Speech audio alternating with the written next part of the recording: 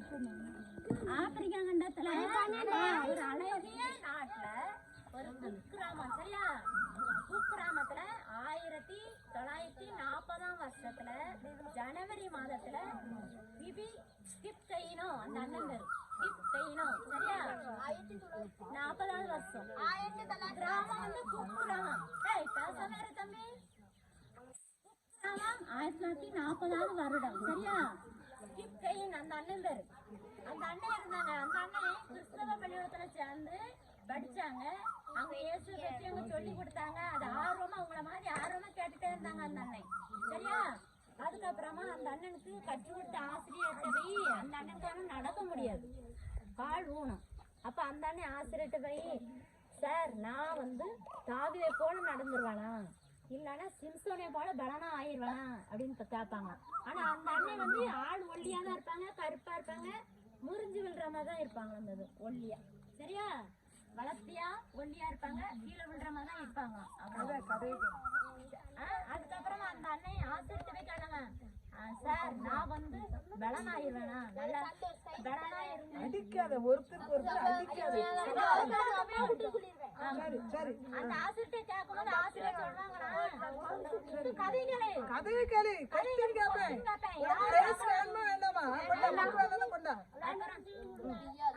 வந்து ஆசிரியர்கிட்ட வந்து கேட்பாங்க. அந்த அண்ணன், சார் நான் நல்லா நடந்துருவேனா, எனக்கு நல்ல பலம் கிடைச்சிருமா, சிம்சோனை போல நான் ஆயிடுவேனான்னு கேட்டாங்க. அப்ப அந்த அண்ணன் சார் சொன்னாங்க, நீங்க வந்து ஏசப்பாக்கிட்ட ஜெபம் பண்ணு, ஏசப்பா உனக்கு பலம் கொடுப்பாங்க, நீ நடந்துருவா அப்படின்னு சொன்னோன்னே அந்த அண்ணனுக்கு எப்படி ஆசைனா, நம்ம ஒலிம்பிக் விளையாட்டுல நம்ம ஃபர்ஸ்டா வந்துடணும் ஒரு ஆசை வந்துருச்சு. இந்த சார் சொன்னாங்க. அப்ப ஏசப்பா நமக்கு பலம் தந்துடுறாரு, நம்ம ஜெபித்தா ஏசப்பா பலம் கொடுத்துருவாரு ஒரு ஆசை அந்த அண்ணனுக்காக வந்துச்சு. அண்ணனால ஓட முடியுமா? ஓட முடியாது.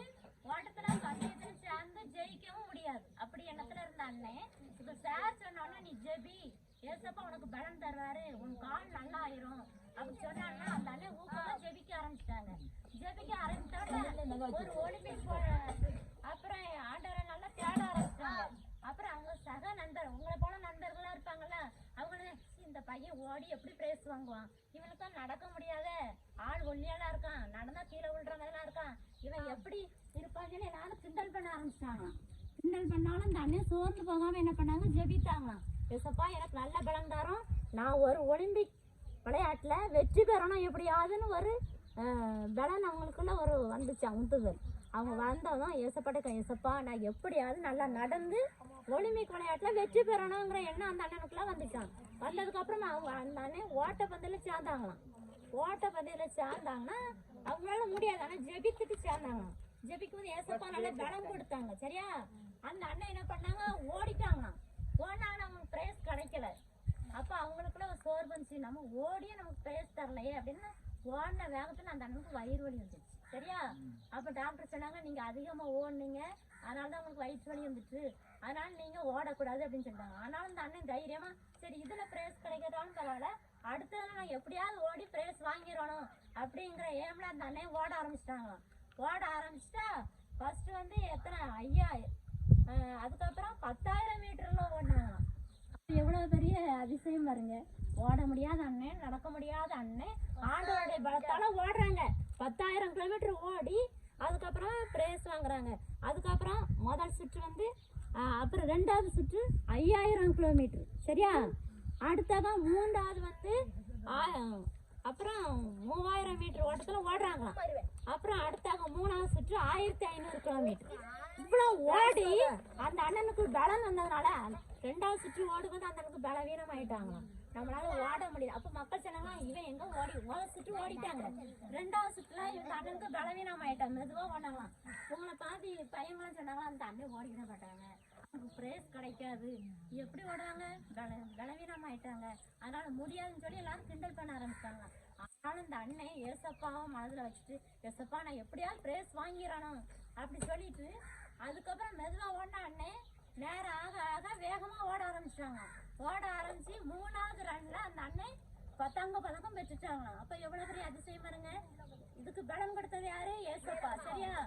ஏசப்பா தேடின பிள்ளைங்க ஒரு நாள் வெக்கப்படவே மாட்டோம். நம்ம அவருடைய பிள்ளைகளா இருக்கும்போது அவர் நமக்கு பலம் கொடுப்பார், தைரியம் கொடுப்பார், ஒரு விசுவாசம் நமக்குள்ள வரும். எப்படியாவது எனக்கு பலம் தரும், நான் ஓடுவேன், தங்க பதக்கத்தை நான் வாங்கிடுவேன்னு சொல்லி விடாப்படியா ஓடி தங்க பதக்கத்தை வெற்றி பெற்றாங்க. அப்ப அந்த அண்ணனை மாதிரி நீங்களும் இருக்கணும், சரியா? அந்த அண்ணனோட பெயர் என்னது? சொல்லு, அந்த அண்ணன் பேர் என்ன? அண்ணன் பேர் என்னது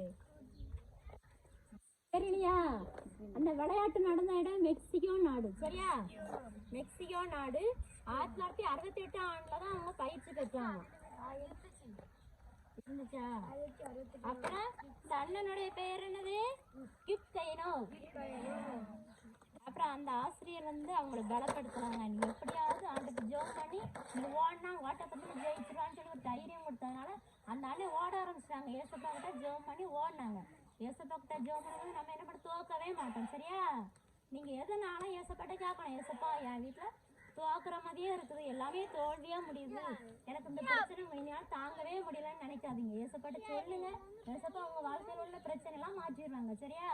இந்த அண்ணனை மாதிரி நீங்களும் ஓட ஆரம்பிக்கணும், ஓட்ட பந்தயத்துல ஜெயிக்கணும், சரியா? இந்த அண்ணன் ஜெயிக்க பிறந்தவங்க எல்லாரும் உங்களை மாதிரி பசங்க எல்லாம் இந்த அண்ணன் ஜெயிக்க மாட்டாங்க, தோந்துருவாங்கன்னு சொன்னாங்க. அவங்க மத்தியில ஆண்டவர் ஜெயிக்க வச்சாரு. அதே போல நீங்களும் என்ன பண்ணணும், ஜெயிக்கணும், சரியா? யாருமே உங்களை ஒண்ணுக்கு ஆக மாட்டான், இவ எதுக்குமே பிரயோஜனம் கிடையாது, இவ நல்லாவே படிக்க மாட்டான்னு யாருக்கா சொல்றாங்க, அவங்க மத்தியில நீங்க ஜெயிக்கணும், சரியா? இந்த கதை மூலமா ஏசப்பா கிட்ட நல்லா ஜெபித்து வெற்றியை பெற்று அண்ணனை மாதிரி நீங்களும் இருக்கணும், சரியா? சரி, இன்னொரு கதை சொல்லணுமா? இன்னொரு அண்ணன் அக்கா சொல்லுவாங்க கதை. இன்னொரு கதை சொல்லணுமா அல்லது நீங்க மறுபடியும் பாட்டு படிக்க போறீங்களா? பாட்டு